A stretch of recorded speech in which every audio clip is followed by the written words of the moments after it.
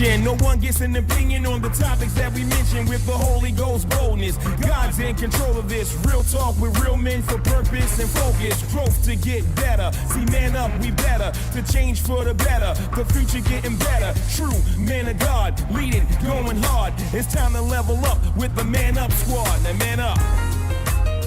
You got this. M-A-N-U-P. Man up.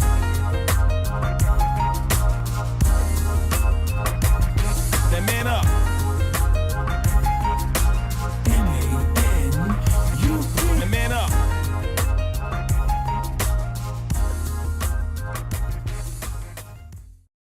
He's in the holiday weekend. How y'all guys doing?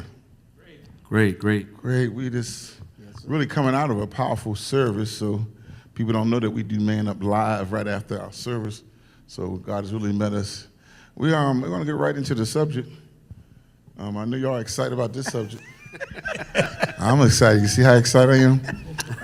Let's just twist it a little bit so we can get some excitement. Let's talk about what makes us, what is we thankful for, but also what makes us happy. Sometimes the challenge with men is we don't have any avenue to tell people what makes us happy, what brings us joy, what brings us peace. And I know we can get the political way, but I want you to be transparent. On social media they say a woman might need attention, but a man needs respect. So what is the things in your life that you say, I need that can we do it democratic? Let's do it in such a way that we express how we feel about something without pointing out someone. You see what I'm saying? Unless the someone is a group of people, that we're not one individual's being offended. Let's start with this. What are you grateful for? Let's start with Minister Rock, since he's always cool and chilling. He's got the open theme, Man Up. Who played the music? You played the music. You did the music. You did the song. What'd you do? Actually, I helped move some chairs. You moved the chairs so the music could be done. And what'd you do, Tony? I smiled. You smiled. So go to the left of me if you need anything. Don't go to the right. You go get some chairs moved and a smile. Let's talk about what you're grateful for. Grateful. I'm grateful for family. I'm grateful for family, and what I'm also grateful for is identifying where I came from family to the family that I have. Wow. Understanding generational, curses and different things like that, and seeing that those things have been missed, from, my kids, what have you, and then seeing their growth in life and what they're doing now. One is in college, one is dancing. She told me a surprise that she came straight to me. She said she told you, they said, Pastor said, I have to have a song prepared by end of the week or something like that. Yes. So she writes some songs. I want to hear them. Yeah. So that's We have to. It's important that we push what's connected to us, even if they don't feel like being pushed, because that's where their greatness is. Greatness is in stretching. So that's powerful. So when she came. I want to be better than her daddy. She is. I wanted to be. When she came upstairs, she said, Pastor said, I have to have a song ready by the end of the week. Now I have to find the beat. So she knows the regimen of what to do. She said, now I need to get in the studio. She directed me. I need to get in the studio. So that excited. That was a good spot. Anthony, how do you feel about what makes you? I'm grateful for just being with the family. Cooking. I love to cook with my wife. That's good. Spend time. It's almost like a family tradition. It seems like it's always the day before. We're always still going to the market, and we're always up late night, and she'll end up falling asleep before me, but it'd be 3 o'clock in the morning. It's like every year, but it's a rush. I enjoy it. That's excellent. See, you got your going to college look. Yes, sir. He like he ready to go to college. Somebody zoom in on that outfit he got on. Just zoom in on that outfit. If he got paid, he got that thing worked out, ain't he? He got that thing worked out. He going to Morehouse. Amen. Pastor Marcus. For me, I'm grateful for and thankful for maturity in the aspect of family, because I got a large family, in case y'all didn't know, and of course everybody wasn't as as old as they are now and more mature and independent and stuff like that. So to kind of see that part, to see, what was invested in all of the time and all of that stuff. So to kind of see them begin to flourish in their own light and stuff like that, that's definitely something to be grateful for. That's powerful, especially when, I don't know if y'all notice it, as your children get older, you become less a demand. You got the request for space. First you know how you meet your child, they meet you at the door, and then as they get older, you meeting them at the door. So that's powerful, where families still stay connected. How about you? I would say I'm grateful for life, actually, because just to see my children grow up, to see them flourish. Now my daughter's now a teenager, and to see her grow up and transition from a child to a teenager now is kind of new, but it's also it's good. I get to teach her about business and a lot of things that I wasn't taught at that age, and to see her grow up and mature the way she is, it's a beautiful thing. That's powerful. All right, here's the hard question. What do you want? Like, what is the thing you need from the community, from your family, from the environment? What would make you happy? I see you say what you appreciate or what you're thankful for, but what would you want to see coming to you? If we could be selfish as men for a moment, what would you, and you representing, keep in mind, we're really speaking for yourself, but you can kind of representing hundreds and thousands of men. What would you want life to bring you at your age today that maybe is not being identified or appreciated? Because normally we have sessions about what needed. We always talk about what we need to give to the family. We need to step up. But what do you need as a man? I would say more phone calls. More phone calls. Just checking. Hey, Dad, we just checking on you. Just seeing how you doing. What have you. Because I believe, for me, a lot of times I watch this. Moms get no matter what. And it's like you just spoke a few minutes ago, it's like you got to find the time for Dad, or what have you. So I would say for me, more phone calls. Just, hey, we're just checking on you. And I get them, but I'm talking about more. Just, just checking on you, how, different things like that. That's good. How about you? Well, probably more like peace and quiet at times more often. You want to be alone. Yeah, I'm a little bit of both ways, right. But I need that chill, quiet preparation time, to get ready for the day. It's almost like, you go into an office, you go into work, you have time to go into the office, but with family, you ain't got no time to go into no office. It's like, the eyes open up, boom, there you go, And what about the expectation that the family has on you? Like, does that become overwhelming sometimes? Like, to answer every question, to fulfill every issue, not in the timing they want you to fulfill. And this is the thing, to be a leader in seasons where they don't even want you to lead. They want you to follow them. But if it falls, they want you to be the leader. How do you manage in that area? Pastor, I'm gonna throw it at you, and that's also at you. Ask your question. Okay, I would say in answering the first question, consistent consideration, and this isn't just from the family standpoint, but like you mentioned, like the community and all the areas. When you are a person who consistently has to show up for people, one of the things that usually doesn't happen, because people begin to see you as the go-to or the answer, the fixer, all of that, that sometimes you don't consider what that person might need, because they always show up in a capacity that is fulfilling something else somewhere else. So that consideration is big, because, and I never think that it's intentional.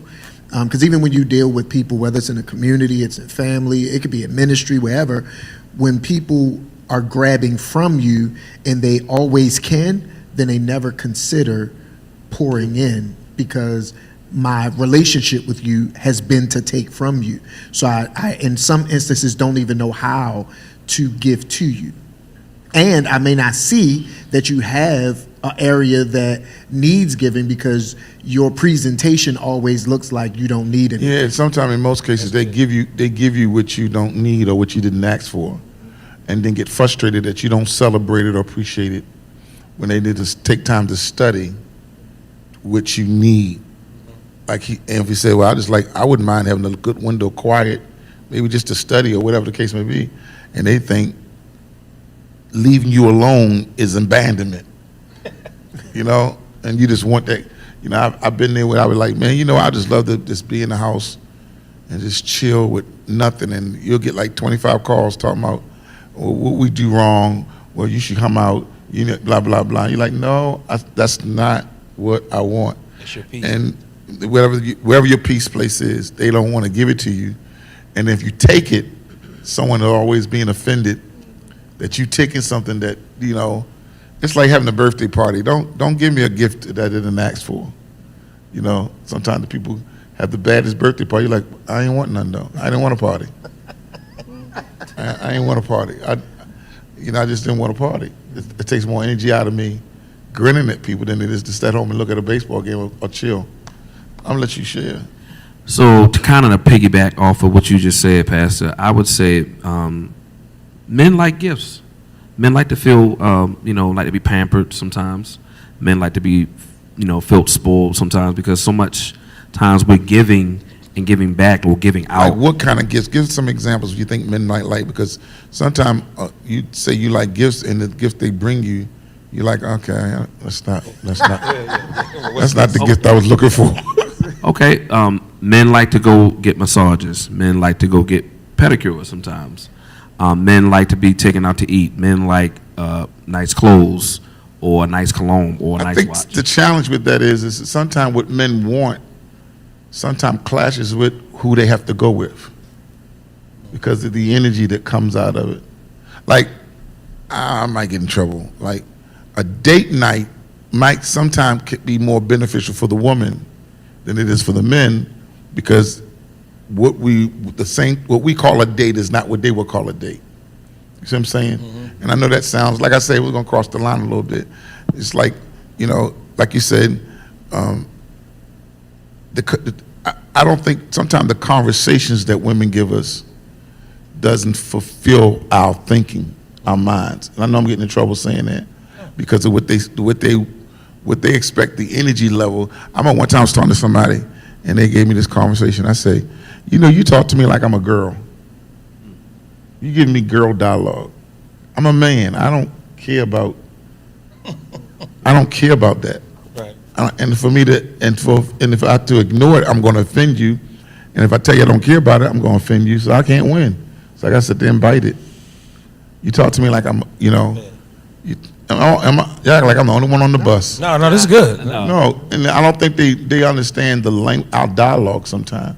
Sometimes we really straight to the point, and they got a whole brand new route they cutting in just to say the same thing. And I think that sometimes if we're going to be successful in relationships, and I'm not just talking about marriage, I'm talking about friendship, work, every joint must supply, which means you got to know what fits me, just like I need to know what fits you.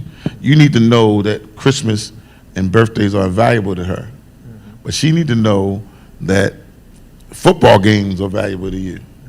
You see what I'm saying? Yeah. And I think the war is, at the end of the day, or at the end of the journey, is the stick broken fairly? Right. Or are we really going through some stuff, just living our life to please them? And that can be dangerous, because then you'll in time, might try to find somebody to please you. Mm-hmm. That can be dangerous. And I think sometimes we generally show up giving ourselves. which is not bad, but you have to learn how to give what's needed. So even on, you know, on both sides of it, like as a man, we're probably not going to be as detailed into some of the things that they may want. And we'll show up, you know, it's just like you could say, here's $50, go get you something. Or you can show up with a gift that costs $50. She's going to appreciate the gift because it was thoughtful. You took the time. You did all of that. And we like, but it's the same $50. Same for y'all. And the gift I give you, you already got at home because I ain't consider that. Yeah. I mean, it's hard, and I don't think nobody consider being a man sometime. I think they consider us being connected, but not consider being a man. What's hard? What is hard for a man? And I'm not talking. Hold up, for the record, we're talking about providing men that really want to participate in the family, really wants the best for their family. Sometimes I think sometimes they don't always think. It's like, and I know I'm gonna get in trouble for saying this, but I don't want nobody to take it wrong. It's like 10 people want to meet pastor after he finished preaching. No one's considering the man. You see what I'm saying? 1 or 2, okay, thumbs up. But for me to leave the building, to be in the building before 8 o'clock in the morning and don't leave the building till 7 o'clock at night on a Sunday because I'm dealing with people's issues because they don't want a Pastor Marcus. They don't want a Minister Rock. They want a pastor. I'm the pastor they We'll want. go straight to the top. But the information is all the same. That's the truth. If I'm training y'all right, the information is all the same. See what I'm saying? And I'm not judging. I think some people do need it, but it's safer with people that don't need it. Right. And I think that sometimes people need to sit down and say, I'm gonna think about the man today.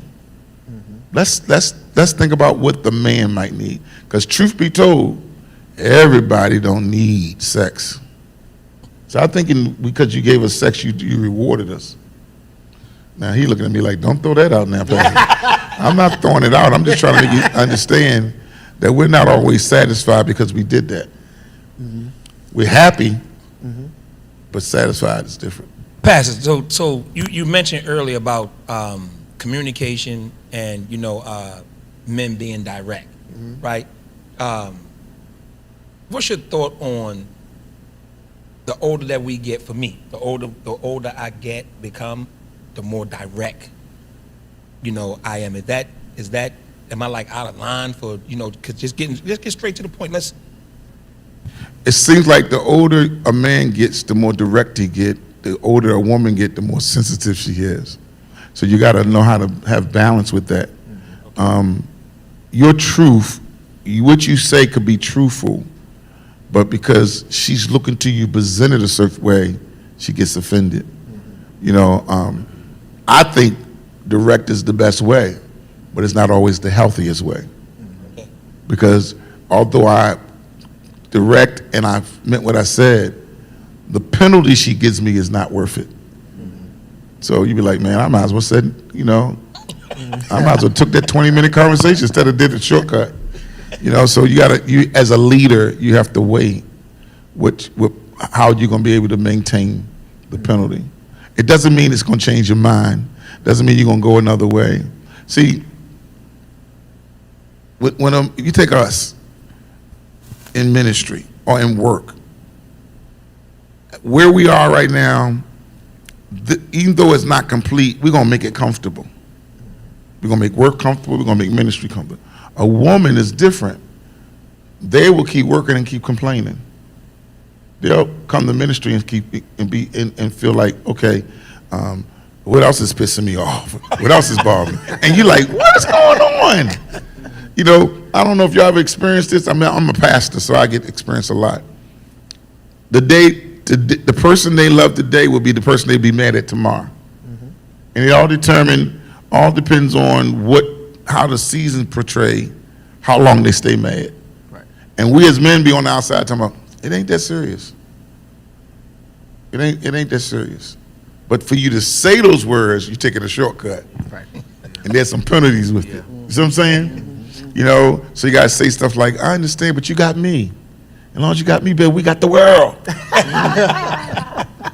I've actually said that That's my best friend. before. I've said that before. Yeah, that's you, my best friend. That's right. I'm your best friend. Can we stop talking about this now? Now you're in trouble. So it's being answering your question. Yes, direct is truthful, but is it wise? And you have to be the one to determine that. You have to determine is the response worth you being direct. Now, don't change don't change your truth. Just find a new way of Say doing it it. different. And the thing that I've seen with that is they actually want the same thing. The man and the woman want the same thing, but they see it from two different perspectives. Like you were saying, as men get older, they become a little more direct, and then the women become a little more like sensitive and soft. But it's ultimately both about time. He wants to be direct because I don't want to waste time, and now time is important to her, so she wants more of it. So she takes longer getting it out or wanting to hear about it, all of the details, because now this time is valuable versus let's just resolve it, let's just get an answer, so it's both are looking at time, but looking at it from two different perspectives. Now, this is only in now, let's say, for example, that's in a relationship area, right? But in everything, even With in your work. children, and okay. And in work, everything cause and effect. Everything's going to have some type of effect. So you being direct, you got to count the cost. If you be direct and say, I don't like your boyfriend, I don't like your attitude, I don't like your lifestyle, then in response, you got to be ready for the response. But you also could have said, you need to consider that people you meet right away doesn't have your interests at heart because they don't know you enough. It's all in what you Hey, you said the same say. thing. It's the same thing. Presentation. It's the same thing. It takes a little longer because when you say I don't like your attitude, that means no more conversation. But when you tell somebody, I think you're going through a lot, you're very emotional right now, then that allows them to open up with greater, more conversation, you know? And you got to find out, is it worth it? That's good. You got to find out, is it worth it? Seriously. You Which know- means the ride home is going to be a little longer because they're going to keep talking. You know, I'm actually dealing with that right now, Pastor, because, you know, my daughter turning 13, you know, boys are now taking interest to her. Whoop their tail. Copy that. And at 13, she's 13 years old. That's good. That's some, well, I'm not telling you how to raise your children. But at 13 years old, it's still got to have some strong rules. Yeah. You know, like this world system trained us that at the age of 10, a child should have their own freedom. But that's not true. They're not free. So her lens can't see what a boy can do like you can. Exactly. You see what I'm saying? So there's some things, there's some ages you demand, and then some ages you compromise. And you got to determine what age group in your house we now can compromise. There's some ages group that you make a demand, and there's some penalties if they don't honor your demand. And then there's some age groups you make a demand, and then you say, I'm just going to be silent because you ought to know better, or you're going to find out the hard way. Right. You see what I'm saying? But at 13, she just entering the teen stage. She still needs some direction. Copy. Yes, sir. I mean, I'm not trying to tell you how to raise your kid, but sometimes we in a community where say, well, she's 13 now. She think, yeah, and these boys are got the mind of a 6-year-old, and I don't want no son-in-law a 6 years old mind Exactly. touching my child, because we've been boys before, Yep. and we did a little, you know, we got 2 levels of age group here up here. My age group, when we was flirting, we hit the girl so she can chase us, so we can get her in a place where nobody at. Yeah. And then we rustle and grind on her. Y'all, come on, y'all act like Yeah, I'm talking. that's real. That's real talk. real. You know, then this generation smooth talk. Now this generation, I come out, they just take. Y'all generation used to run in the field and jump on it for a minute and run off and y'all thought y'all did something. Y'all thought y'all did something. It's a different generation. Yeah. So you have the privilege to see all, because nothing under the sun is new. It comes back. So you can have the insight of when it comes back to your child. Okay, we're gonna maintain this. You know, I mean, you can agree with me. You know, y'all might not agree because you have girls, you have girls. Sometimes your standard of what you expect your daughter to live like, it's been cut off by the standard of what the mother expect. Wow. And you don't like that. So you sit there and say, okay, I'm gonna stand on the sideline and wait to see what happens. Right. You know, you don't like the boy. The mother giving the boy a chance. Because the daughter is crying, talking about, y'all never let me have no friends. You know, you talking about, it's a difference between a friend and a boyfriend. Right. It's a difference. Right. Right. You talking about y'all single, y'all exclusive. You got no exclusives in there. You see what I'm saying? So it's a whole different, we have a different mindset when it comes to especially our girls. We do. Absolutely. Yeah, but see, we have a real good dynamic with my daughter. It's like, you know, she we was very understanding, but at the same time, I ain't fooling around with those kids, those boys. I don't like this one. I don't like. That's one of the things she said. You don't like nobody. I said, no, not really. I don't. You know, I really Not don't. for you. Yeah, Not for you. can't. Not for you. I mean, they ain't have no respect. yes, our kids are at that age. See, the challenge is at the age that our children are, is that they want to predict, or they want to tell you when you should be a father. Yeah. So you want to be a father, talking about the kind of people they hang around. They don't want you to be a father then. But as soon as they hurt, they want you to be a father, go bust somebody in the head. You're like, no, I don't think I'm busting nobody in the head today.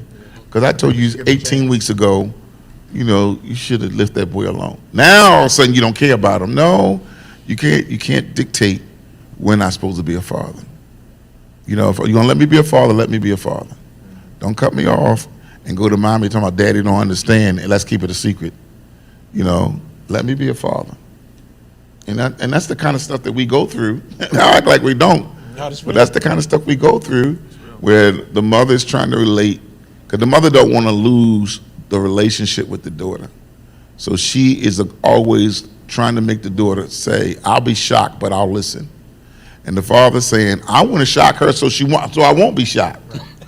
You see what I'm saying? I'm gonna tell her go back and take that dress back, or take them clothes, you know, change them outfit, is good. because I want to shock her so I won't be shocked. That's good. That's good. You see what I'm saying? You trying to negotiate with them? Well, she good girl. No, I ain't talking. It's not her I'm worried about. It's some bad boys out here and bad girls. Yeah. So you know, y'all got to understand.